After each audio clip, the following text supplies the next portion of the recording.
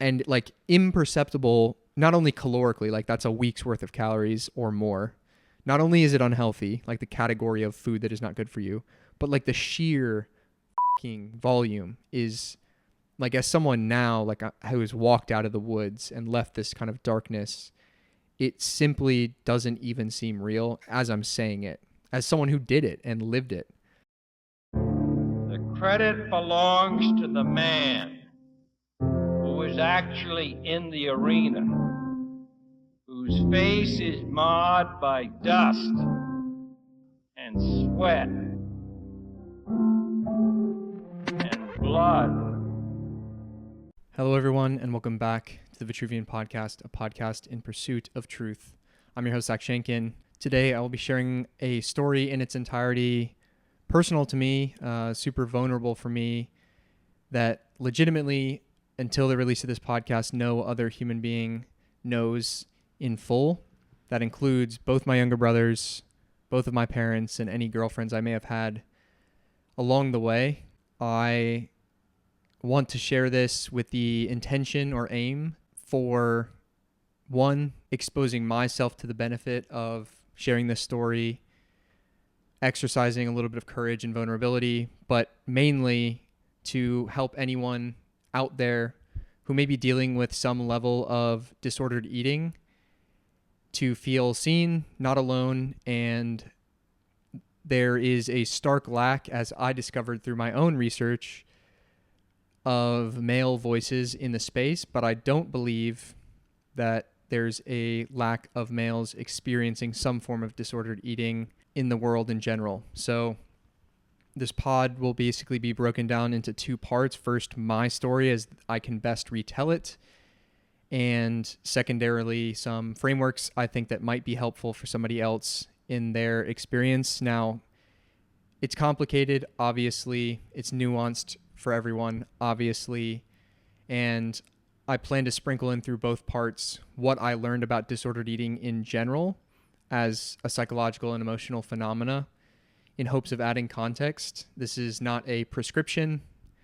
This is not medical advice, but there's a lack of voices in the space and men talking about their experiences in it, which I think is a gap that needs to be filled. And I additionally, as you guys probably know from my social media, have a complete lack of faith in the institutional control of formal medicine. So in hopes of helping each other heal, I want to share my healing story. If you've never experienced disordered eating of any kind, this is not going to make sense to you, and it might even seem strange or not even believable at times.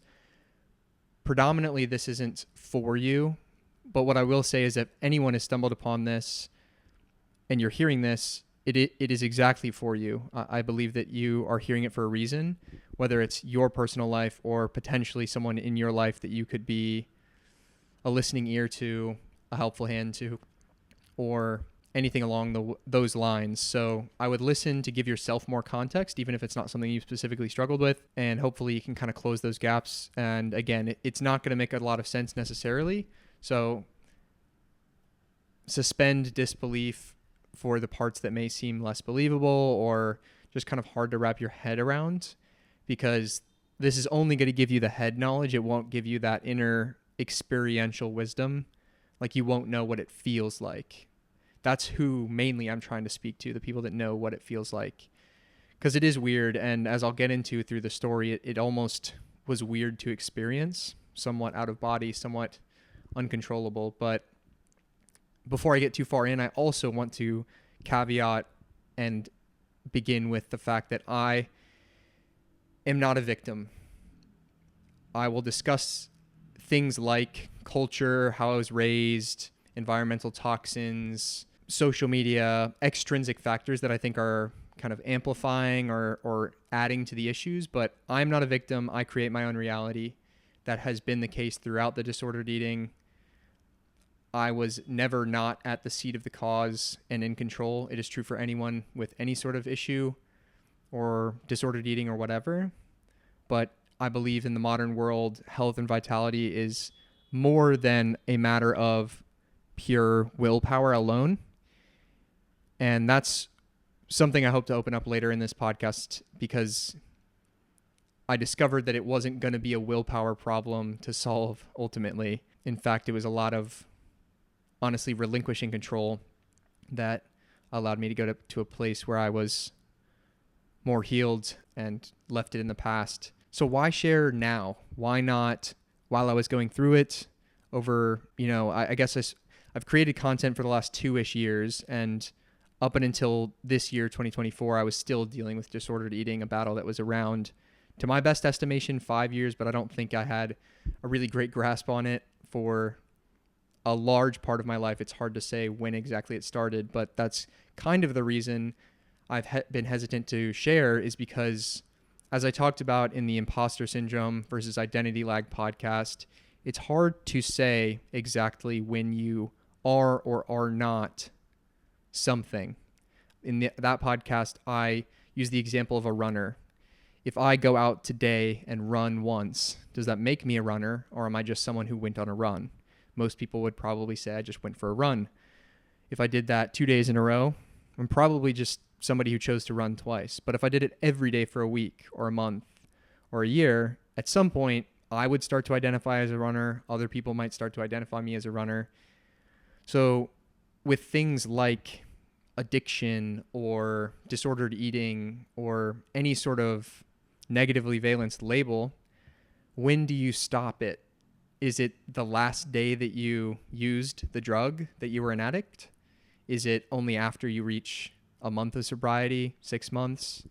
And in the case of, for me, binge eating, is it the last time you binged? Is it after you've gone 1 month binge free, 2 months? It's seemingly arbitrary. And I think a lot of disordered eating in general and the world at large, addiction, all of it, is broken because of the labels. I talk all the time about the importance of words, the words we use speaking to others, about ourselves, to ourselves, and labels are extremely dangerous, not just for the modern culture, I don't want to fit into a label type of sense, but more like you're creating artificial constraints on your psychology, and that becomes manifest, which is why I'm also going to start this podcast with a little bit of definition of terms, and why you'll never hear me say that I had a binge eating disorder, because I think that's a constrictive label. Now, I definitely experienced disordered eating, as I'm going to go into defining soon, but I would never say that I was a binge eater, because I think that that is a limiting belief and paradigm and label to put on myself, and it is flatly unproductive for my life. Whether other people want to say something about how my behavior may have manifested in a label or call it a disorder or whatever, that's totally within their power. And you may think that this is semantic, but I believe words are a lot more powerful and magical than that. So for what it's worth, labels are super important. I'm going to use 2 terms throughout this podcast that need to be distinct in your head. So I'll remind you probably multiple times, but the 2 are unhealthy eating and disordered eating. Now, it's very safe to say everyone who's listening to this has eaten unhealthily before. And I will define unhealthy as foods that are not good for you. Think pizza, Doritos, candy, etc. Like non-food groups that were not made from the earth, they're not good for your biology, etc. That's one category, and this isn't a nutrition podcast, but it's going to be important when I talk about transitioning from simply just unhealthy eating, which is like standard American diet type issues, and disordered eating, which is going to speak to a smaller subsect, which is some type of psycho-emotional phenomena around food and its consumption. It manifests in different ways, like anorexia, bulimia, binging, purging, and a bunch of other words that can describe different types of behaviors. But I like disordered eating because all of those can be grouped into this big bucket of there is some sort of psycho-emotional issue or mal-relationship with the person and how they relate to food. In the case of like an anorexic, it's like you're hyper restrictive. You think that anything you're going to eat is going to make you gain weight. You start to see non-truths in the mirror. And in my case, binging as a result of a combination of periods of over-restricting and then release of control and binging. And at its worst, as I'll get into when I tell this story, binging and purging, which is like you eat to excess, to physical pain, to physical discomfort, and then in hopes of reparation or calorie restriction or whatever is going through your head, you force or induce vomiting to try to get the food out of your body. So all of this might seem super jarring. I don't believe in trigger warnings, but I suppose all of those things, if they've triggered you, there's the warning. It's probably going to continue. But that definition between unhealthy eating, which is like eating, I'll say again, food that is not nourishing to the body, and then disordered eating, which is a wholly different thing. And in my opinion, actually problematic for your psychological and emotional health. Kind of a different layer, right? It's like the difference between just making a incorrect decision and having no control over your decision making, or what feels like no control. So for my personal story, as far back as I can consciously remember, I've tried in preparation for this podcast to kind of think back to my entire journey with food, body image, etc. I've been pretty aware, and in my opinion, maybe too aware at a very young age around my body composition. I was insecure from really young. I don't know exactly when, but like I remember back to like 10, 11 years old searching like how to get abs on YouTube. I remember like wearing oversized clothes, pulling the shirt off my body, not taking my clothes off in the boys' locker room for PE. So I was like very conscious around that, but I didn't know anything about anything at that time. So I didn't know anything about exercise science. I didn't know anything about nutrition, but I was aware of that at least. So I think it was like a root insecurity, which we'll circle back around to, but that was something I was always conscious of. So the first big lever you learn about is like you see all the scam products online. At that time, it was like Mike Chang, six-pack shortcuts, P90X, all these different online fitness things. I remember like literally being like 12, 11 years old before, I think it was like 5th or 6th grade, like waking up at 5 a.m. in the middle of winter and doing an Elliot Hulse like body energetic warm up, which is like surprisingly based for that time. But yeah, I was doing like bounces and bounds and like mobility. And then I went for like a long walk in the cold in my neighborhood, again at 5 a.m. And I'm like 11 years old to like get my steps in for the day, which is just insane as like a phenomena. I think, you know, a 10-year-old kid shouldn't be so conscious about his body composition that he's like trying to get steps in. It should just be a byproduct of healthy eating, as in the right foods, and then just play as a child. So it's been, this whole health thing has been central to my life for a long, long time. And as time progressed, I continued to learn, and I've always been and identified with my intellect for a long, long time. So like I'm reading research papers, I'm learning about biochemistry, nutrition, all these different things, learning what may or may not be healthy. Obviously, it's a muddy pool of water with the data that's out there, the vested interests of the food and pharma companies. So tried my best, learned what I could. Fast forward probably to starting university, I began weight training. So up until this point, the only activity I had in my life was sports and sports related training. So like running, sprinting, and then playing basketball, soccer, lacrosse. And of course, lacrosse is the career sport that I chose from 6th grade all the way through 5th year at university. So sprinting, you know, playing games basically was the way I exercised, but then stepping into the collegiate level, like I needed to get stronger and more athletic. So I started doing weight training. Weight training transitioned into also recognizing that they can create changes in my body. And at this time, I definitely have like conscious remembrance of being intentional with the food I was choosing. You know, towards the latter half of high school, me and my brothers were starting to learn like we need to eat healthier than like the multiple times a week we would eat takeout or like the food that my parents cooked, God bless them, but like they didn't cook good food. I mean good as in healthy again. We were eating takeout, like Chinese, Chick-fil-A, McDonald's multiple times a week because of convenience and whatever else. And, you eat what is bought for you as a child.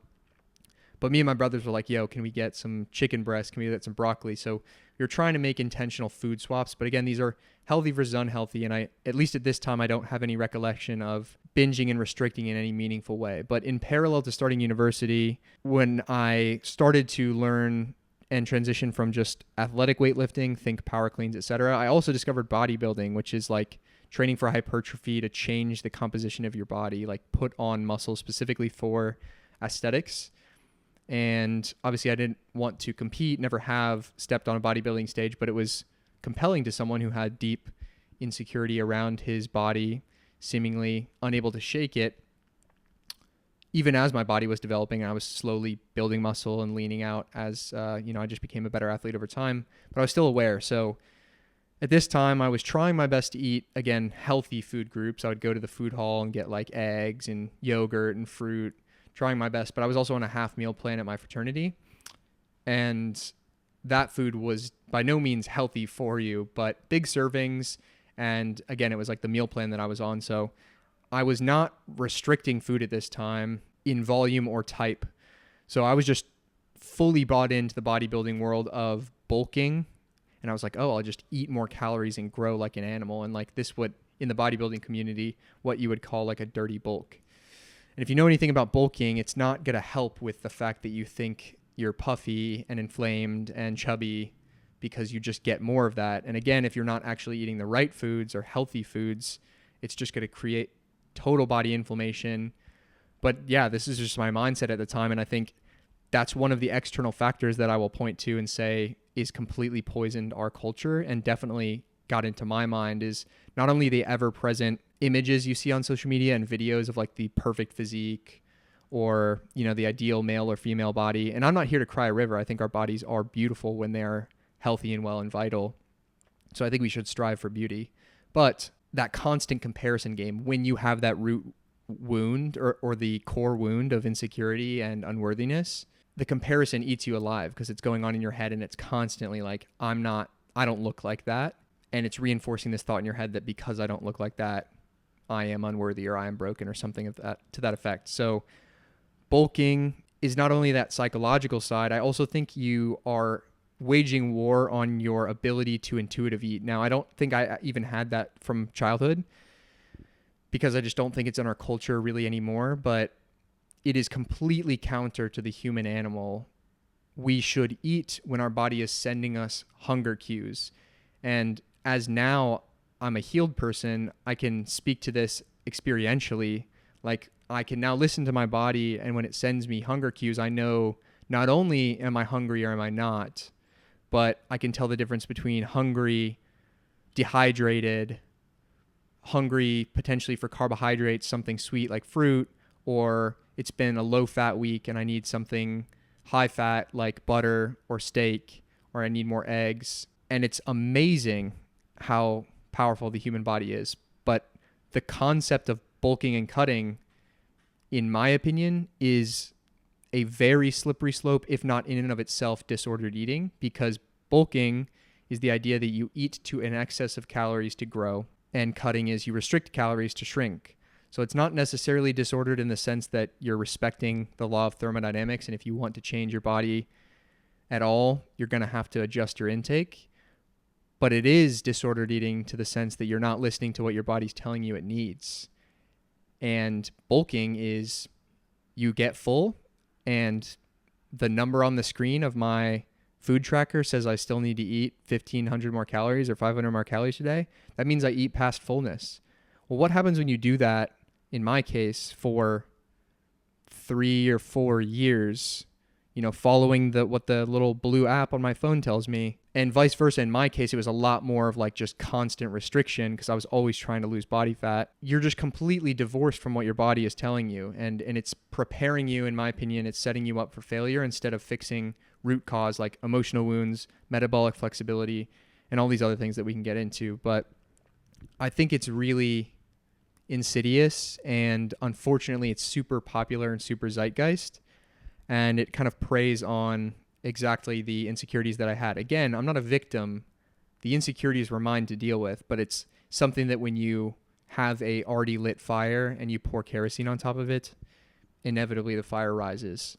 So this also is something that for those dealing with disordered eating to any degree, you may have learned and your body has learned over months or maybe years, in my case, years. So there is an unlearning process, a retraining process that has to come with it. So don't expect it to be fast. But again, I'm not going to get into the tactics part yet. We're still in the storytelling, but we haven't even reached a binging episode yet. But at this point, I'm now weight training, bodybuilding, and for like the first year or so, perma-bulking. And then around COVID was the first time that I got really strict with myself to say that I really wanted to lean out for the first time in my life. I'd probably, if I had to estimate, been around like 20-25% body fat.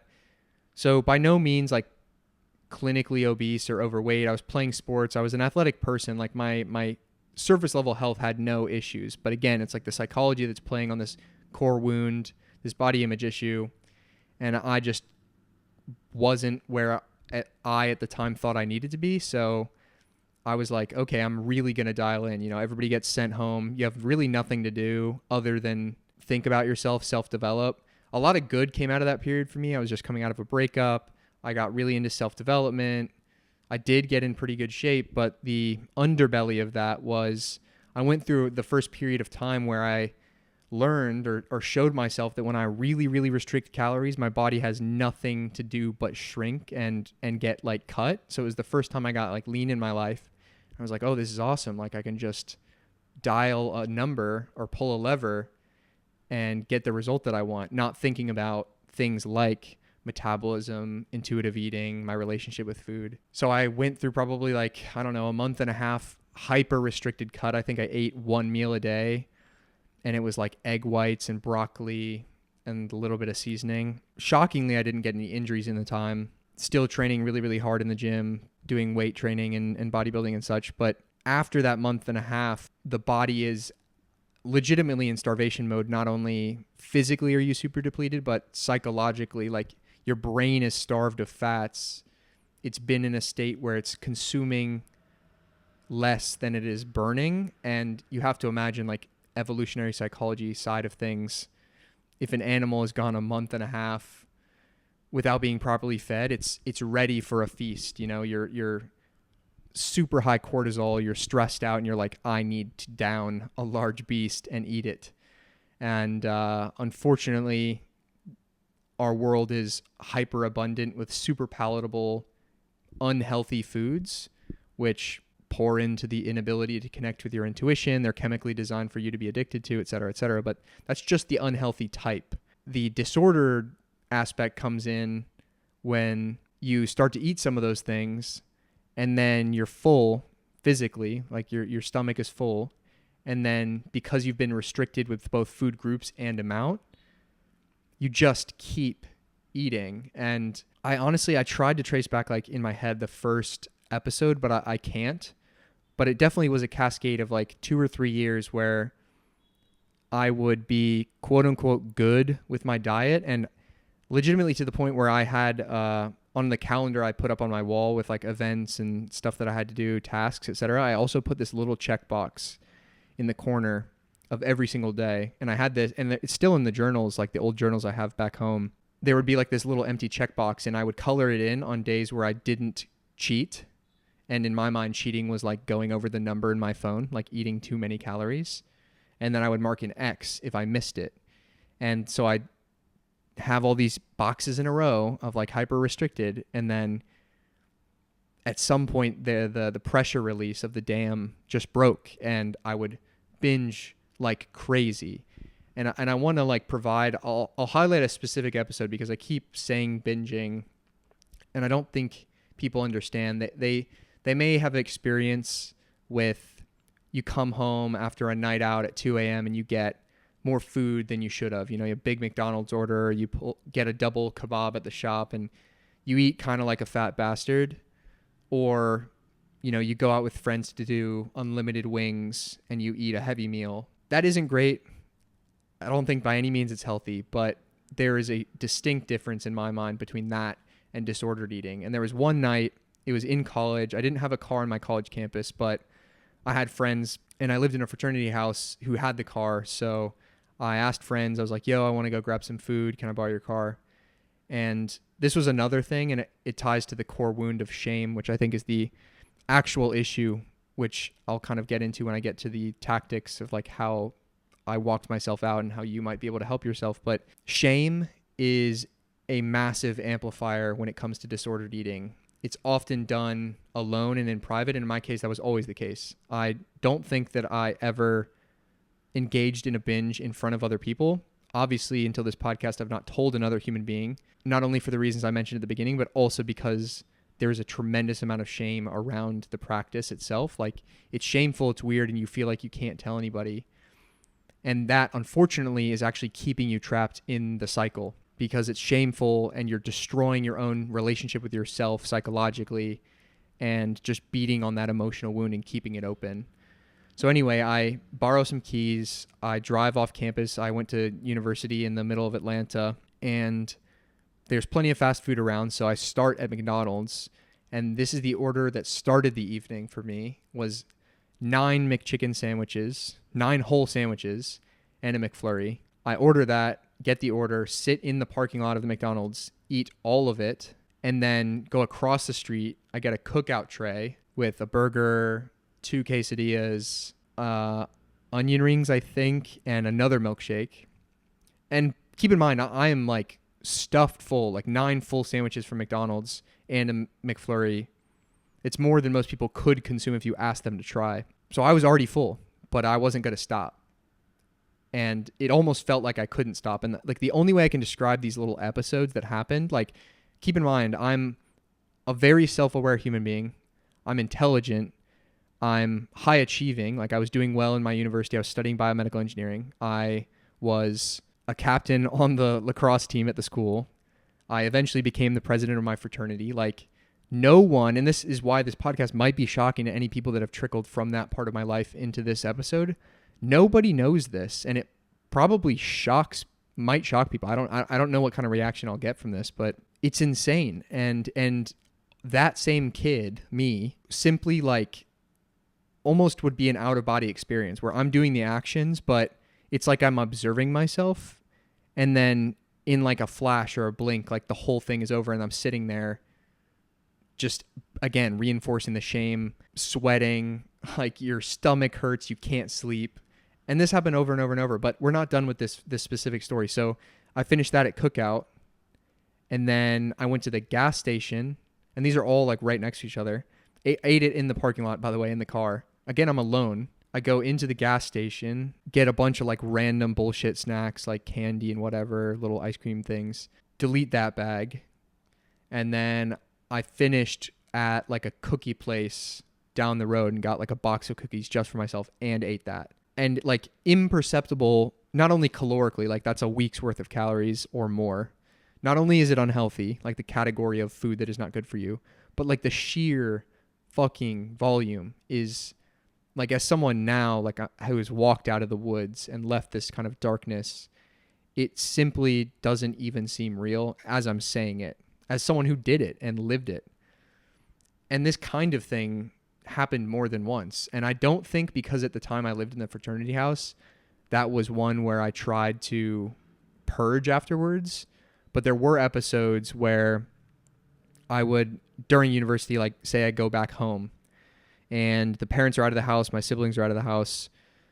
I go through one of these episodes, and because the kind of dust settles and I've scratched the itch of hyper restriction, all that pressure, and just releasing control in the episode of a binge, which I think is the emotional need you're trying to scratch, or one of them, I would literally like force my hand down my throat, the back of my tongue. If anyone's been in university, you may have done this to like feel better after drinking a bunch, which is its own psychological phenomena. But binging, like you're trying to get the food back up, not only because it's physically uncomfortable, like your gut is distended, you're sweating. The food's obviously also terrible for you, so it's got like inflammation. It's like horrible for your gut. But yeah, literally bent over a toilet, fully sober, forcing your hand down your throat, covered in the spit that you can get out. And unfortunately, I discovered for myself, I can't get myself to throw up easily. Like once it's in food or drink, it's very hard for me to throw up. So I would then get water, chug an entire bottle, and immediately start trying to vomit. And that kind of worked. Most of it that just came up was water, but there were food bits. Obviously it was disgusting. And like, your eyes are watering, you're spitting and whatever. And again, this is like deeply, deeply shameful. And like, the only way, again, I can explain this is like out of body. This is the same kid that did all those other things that I said, like reading philosophy books, fucking helping other people and giving advice to like younger kids in my fraternity, trying to be the best older brother I could. Everything on the surface was fine. And I was like high functioning other than this, but it was just this shameful like shadow that followed me for years and years and years. And I won't continue to share more binging and even the purging stories because the granularity doesn't matter. You can imagine the type, but it became this kind of same cycle. And obviously you do it once and you know that it's problematic, but I think I kept observing myself do this. And over the last 2 or 3 years, learning so much more about the unconscious mind, emotional wounds, etc., I started to be able to like look at my own case study and be my own healer, which I think is the prerogative in the modern world and how we were meant to be. And so I was like, why do I keep doing this? Like what? I feel like I can't stop. There doesn't seem to be an end in sight.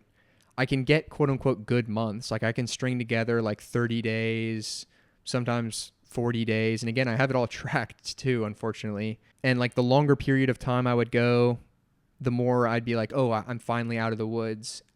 And then something would happen. Another trigger that I noticed for me was not only the periods of restriction, which was kind of just my modus operandi, but additionally, I would binge again when I was alone. And typically when I became alone after previously like just immediately leaving, being with other people, as in like you hang out with all your friends and then afterwards is when it would happen, or like you're with your family and then you leave. And then I would go to get, an insane amount of food and force it in my body beyond fullness and like the inability to say no and just like having no stopping point and end. So I started to piece together, I thought that was interesting. Like it had something to do with that like aloneness. And again, I've mentioned multiple times like core wound.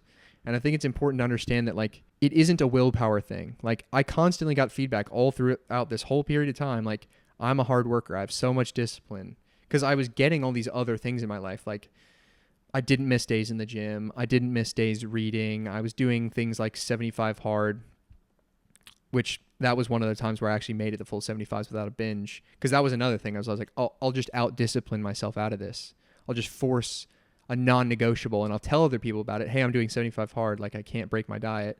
So it's like a mini promise, but I wasn't addressing the root wound. And I think you can't willpower your way out of an emotional wound. And that's probably where like it's important to open this up for the male side of the audience, because I think there's a ton of voices in the female space, as I discovered like searching shit on YouTube, like how to stop binging. It's a bunch of women talking about their experiences, which is amazing. And that whole side, I can't speak to that spectrum, but like a lot of the language is like self-love and things that don't speak to the masculine energy set, which is order, structure, achievement, etc. And the problem is we try to use our sharpest tools, which are those things, discipline, rigor, etc., like the masculine side of the energy spectrum, to solve something that I think is like the wounded emotional child. And you can't use logic and rationality and discipline and routine and strategy out of an emotional problem. You can't. I've tried. It's just, it's like categorically different. And if you don't believe me, you can test run it. I'm trying to just share my story and hopefully provide some context to somebody who's either in this or is a friend of somebody who can provide better context if they ever open up. So I started to become more and more conscious and aware of learning about the unconscious mind, the role of emotional wounds, and I think a lot of my weird psychological stuff, as many people might presume or know from their experiences or learning from other people, like it goes back to childhood. Again, this isn't a blame game, but like I think that my thing was when I was little, my dad wasn't around a ton. He didn't like abandon us, but like he was all career, didn't show a ton of affection. And I didn't feel very seen or heard by him. So I think that engendered some sense of like abandonment as well as unworthiness. Like something about me is unworthy of love at base. And so the only times I got a ton of feedback or a ton of love from my dad early on were, you know, when the report cards came in and I did a great job, or when I did a good job at like the sports game and scored goals or whatever. So the child learns that like I have to do X to receive Y. Boom, it creates this like hyperachiever archetype, as well as I found out potentially this emotional psychophenomenological disordered eating thing. Again, my cross to bear. I'm totally complicit. This isn't a he did this to me thing. I'm just saying how I started to piece things together. So I started to learn more about these things and understand where it might be coming from.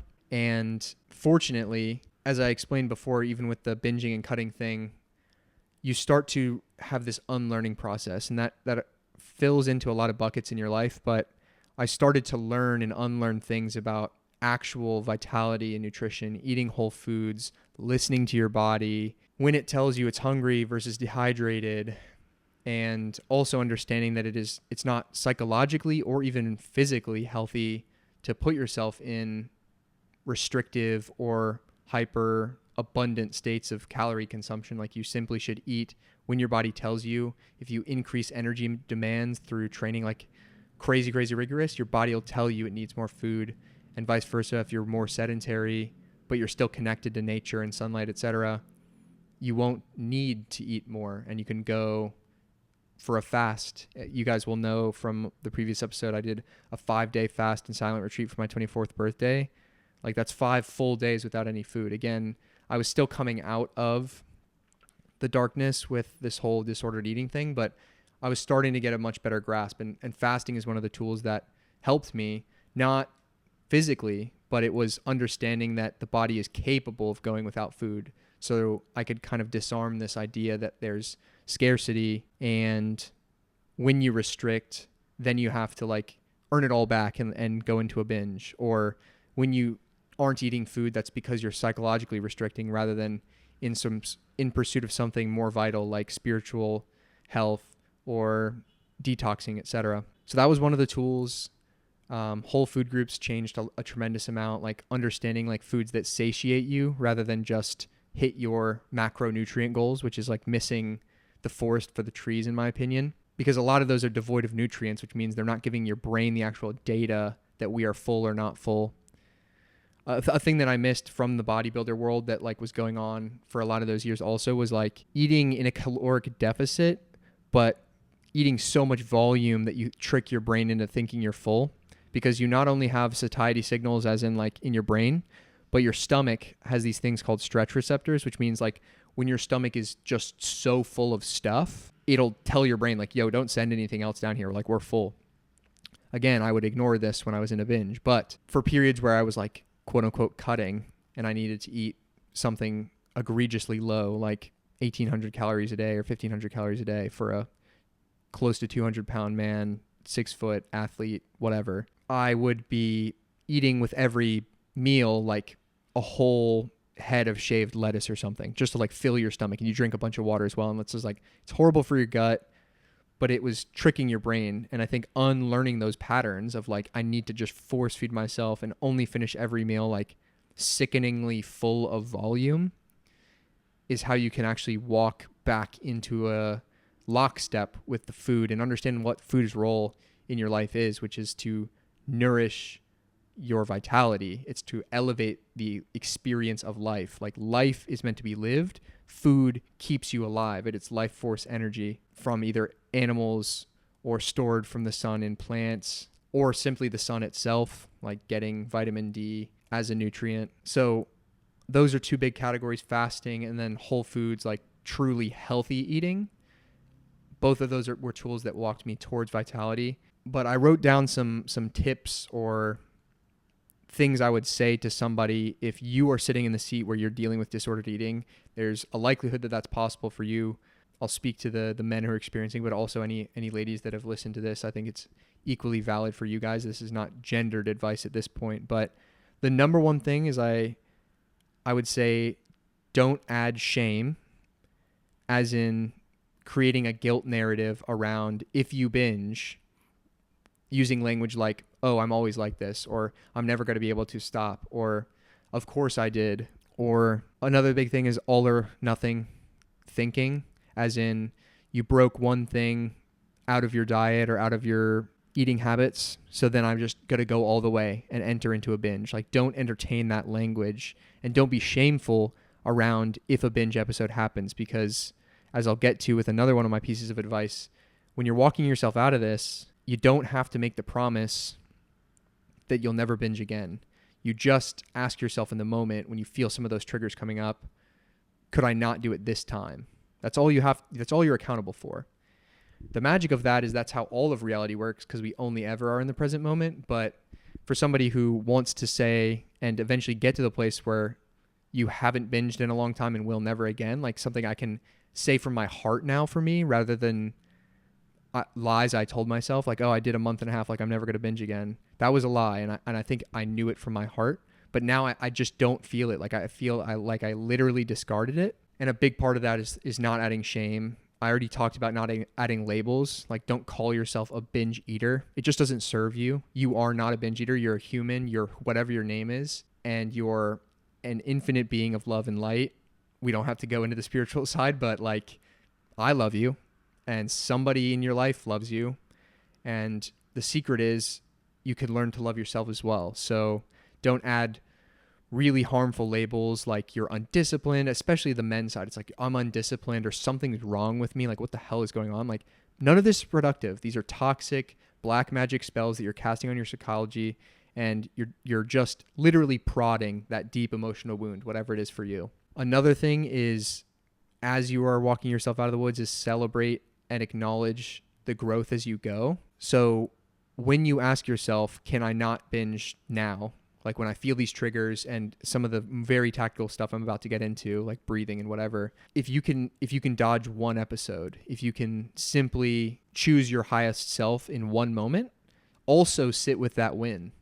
The same thing you would normally do with the shame, where you just like ideate and ruminate and sit there, your stomach hurts and you're like, I'm a piece of shit, yada, yada, yada. Do the opposite on the positively valent side of the spectrum. Sit with the fact that it's like, I am strong. I just committed an act of love for myself. That's a huge win. I can do this. This doesn't have power over me. Like, I might start to sound a little mushy at this point, but trust me when I say like this stuff is critical, and was critical at least for me. Now for the tactical, like when you start to feel whatever the triggers are for you, maybe it's getting isolated, maybe it's a high stress week, maybe it's a long period of hyper restriction, which we can fix your unhealthy eating and patterns separately. But if you're in something with disordered eating, I'm trying to address that psycho emotional wound or phenomena that's creating this crazy disordered eating. But the first is when you feel that trigger, or like I might binge, breathe into that feeling.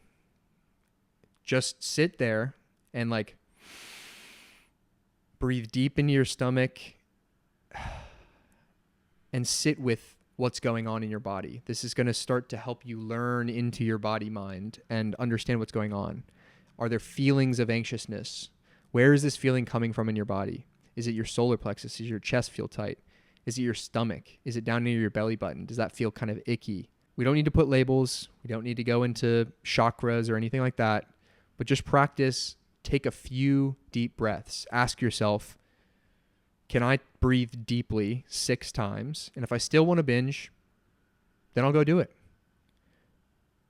But first, can I get through 6 breaths? You'll find you probably won't want to binge after bringing all of that awareness into your body, because it's this like all or nothing trigger moment. It feels like a heightened moment, and then you like almost like derealize your body and depersonalize, and then just go into a binge, and it's like out of control, and then before you know it, it happened.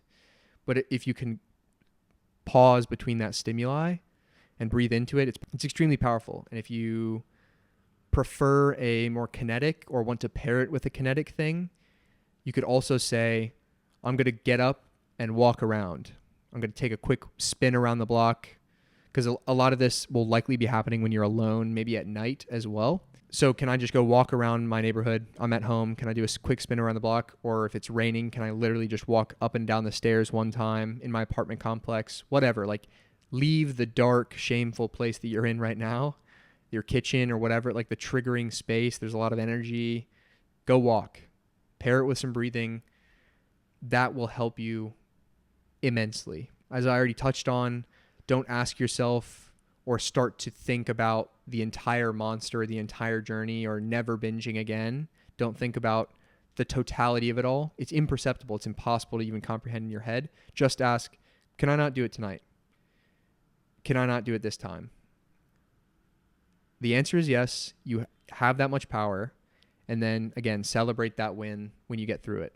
Again, in the process of unlearning, it's important to start asking yourself, when you feel different cues throughout the day, and these are not immediately preceding that really anxious feeling before a binge, but start to tap back in and learn what intuitive eating could or does sort of feel like. Because you have to re-nourish that relationship. You've been either binging or cutting or restricting or doing whatever the hell you've been doing, and it's really broken right now. You have no connection between perceived feeling in your body and connection to your headspace. So when you start to feel like, God, I'm starving, sit with that a little bit and say, like, what is my body craving right now? Like, what do we really want to eat? Do I really want something nice and sweet and hydrating, like a watermelon or like coconut water? Or am I just feeling like really depleted in my joints and I need something like super nourishing and fatty, like heavy ground beef or a steak or some eggs? Or do I just need a little boost, like a small bite of fruit, like an apple or a banana or some dates? Am I missing some electrolytes? Maybe I'm just thirsty. And when you kind of test a little bit, you get a signal, try something, and then the feeling either dissipates or you feel better. Boom. You've started to take the advice of your intuition. It's just like a relationship I've talked to before. When your intuition speaks to you and you listen, the relationship strengthens, and you just do it over and over, and eventually you're lockstep. That's you and God literally talking all the time during the day, every day. And again, it's like an unlearning process. Don't try to think too much about the whole thing, but bringing awareness into your body is how you're going to get out of the woods with all this stuff. Because now, looking back, for me, I look at what I was doing and it's like I was committing violence on my body mind. Like, it wasn't just like, it's just insane. Like, it's hard for me to comprehend. And there was a time where that was me, and that was the nature of my relationship with my intuition. So it can be unlearned, even to the point of thinking that you lived a separate life, or like that was a completely different version of you. And that's in many ways what it is, because I believe in quantum leaps. And as I talked about at the very beginning of this podcast, I completely believe in quantum identity shifts, like discarding and leaving things in the past. Like, you are literally one decision away from never binging again, because the second you're done, you're done. And without other people putting labels on it, it doesn't matter if your last binge was last week, you can start telling people like, I don't binge. I'm not somebody who binges. And that's the final piece of advice, or final two pieces of advice, I should say, is make a promise to yourself that you're going to figure it out, and write that promise down. I've talked before about how I set goals now, and in my 2024 goals list, which the notebook is off camera right now, I wrote down on my goals for the year, one of them was to stop binge eating forever.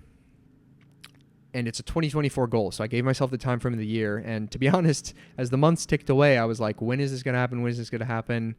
And it only was in kind of making a final loving promise to myself. And I'll credit Peyton Elroy, who's a friend. I had her on the podcast before. Great episode. Honestly, should have her back for a second soon. But she put out a tweet, and I love the language, which is, what can I lovingly challenge myself to do today?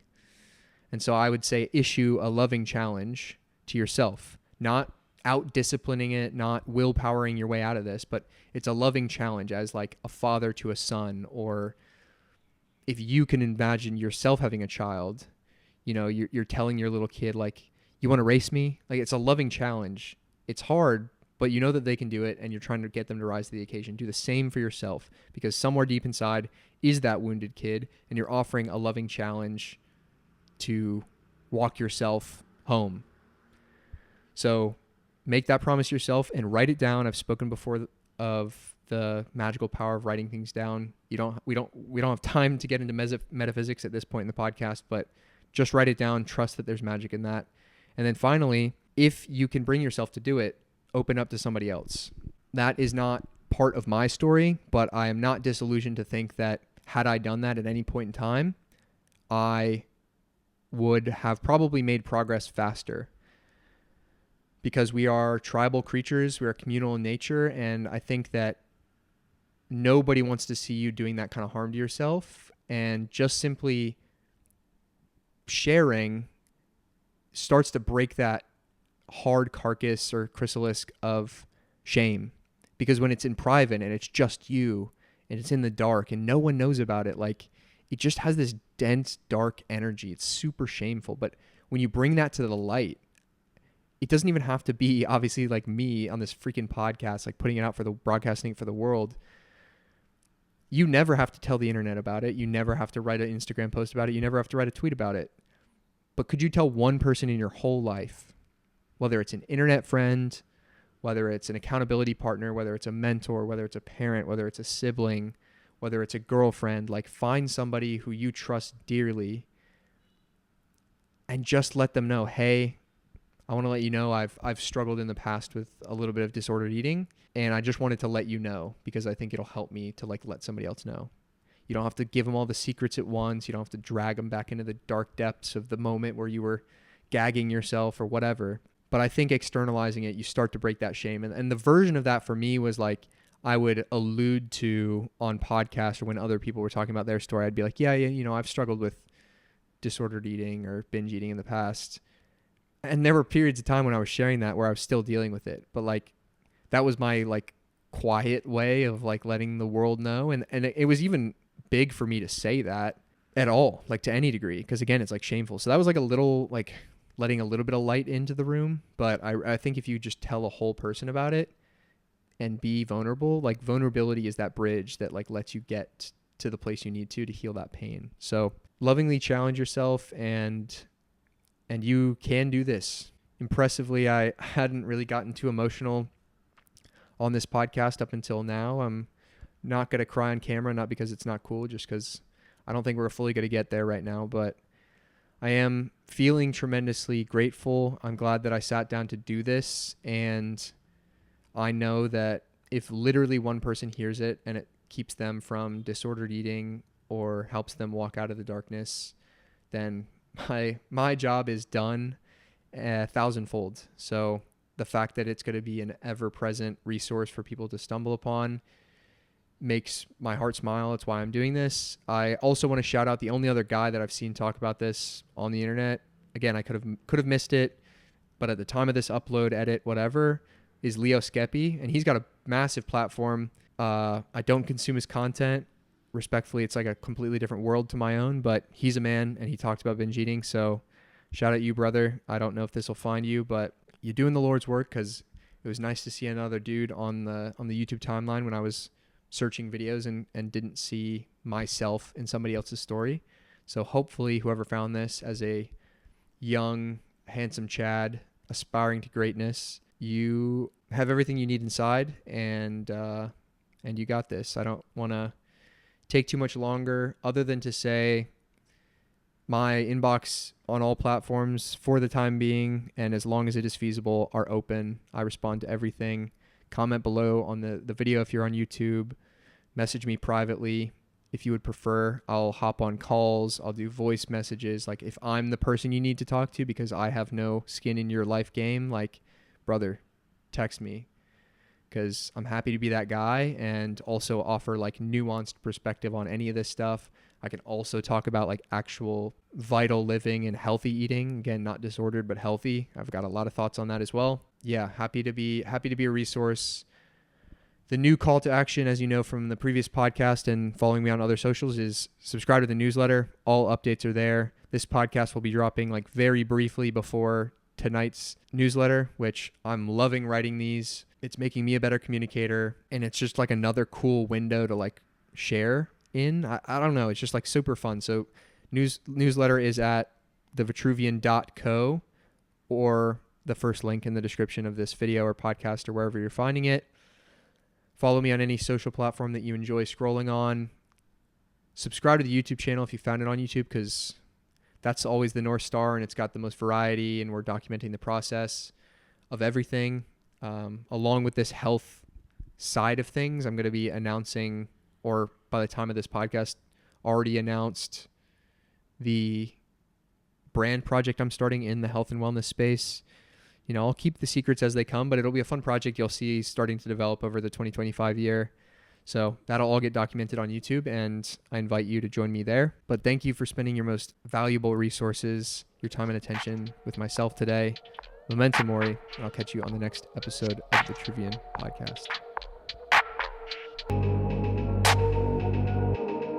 And if he fails, at least fails while daring greater, so that his place shall never be with those cold and timid souls who know neither victory nor defeat.